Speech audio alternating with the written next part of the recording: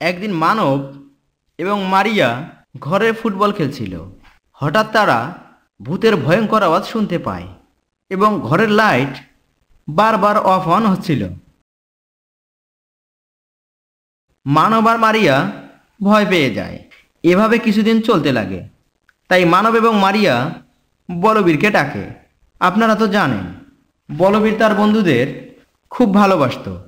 তাই সে তাড়াতাড়ি সেখানে পৌঁছে এবং তাদের ঘরের ভেতরে যায়। অতঃপর সেও ভূতের আওয়াজ শুনতে পায়, কিন্তু বলবীর কিছুই দেখতে পায় না। বলবীর ভূতকে সামনে আনার জন্য কিছু কথা বলে। তুমি ভীতু, এজন্য সামনে আসতেছ না। একথা শুনে ভূত রাগান্বিত হয়ে বলবীরের সামনে আসে। বলবীর বলে, আমি তোমাকে এখান থেকে তাড়ানোর জন্য এসেছি। এবং বলবীর তার হাতের জাদু দিয়ে ভূতকে আঘাত করে, কিন্তু ভূতের কিছুই হয় না। বলবীর ভাবে একে বুদ্ধি দিয়ে ভাগাতে হবে। বলবীর বলে, তুমি আমাকে যে কোনো প্রশ্ন জিজ্ঞাসা করো, আর আমি যদি প্রশ্নের উত্তর দিতে পারি তাহলে তুমি সারা জীবনের জন্য চলে যাবে, আর যদি দিতে না পারি তাহলে তুমি যা চাবে সেটাই পাবে। ভূত বলে, ঠিক আছে, এবং প্রশ্ন করে, কি এমন জিনিস যার মাথায় আগুন আর শরীরে পানি? বলবীর কিছুক্ষণ ভাবার পর এর সঠিক উত্তর দিতে পারে এবং ভূত সেখান থেকে সারা জীবনের জন্য চলে যায়।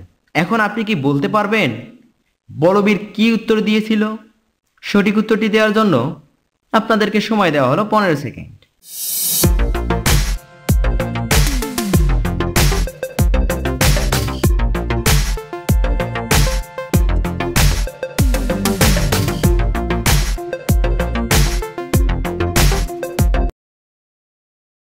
চলুন উত্তরটি দেখা যাক।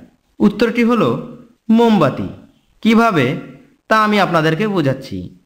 মোমবাতির মাথায় যখন আগুন জ্বলে তখন তার গায়ে পানি থাকে। ভূত প্রশ্নের সঠিক উত্তর পেয়ে সেখান থেকে সারা জীবনের জন্য চলে যায়। আজকের এই ভিডিওটি আপনাদেরকে কেমন লেগেছে তা কমেন্ট বক্সে কমেন্ট করে জানাবেন। ভিডিওটি ভালো লাগলে লাইক ও শেয়ার করুন এবং আইকিউ টেস্ট চ্যানেলটি সাবস্ক্রাইব করুন। ধন্যবাদ।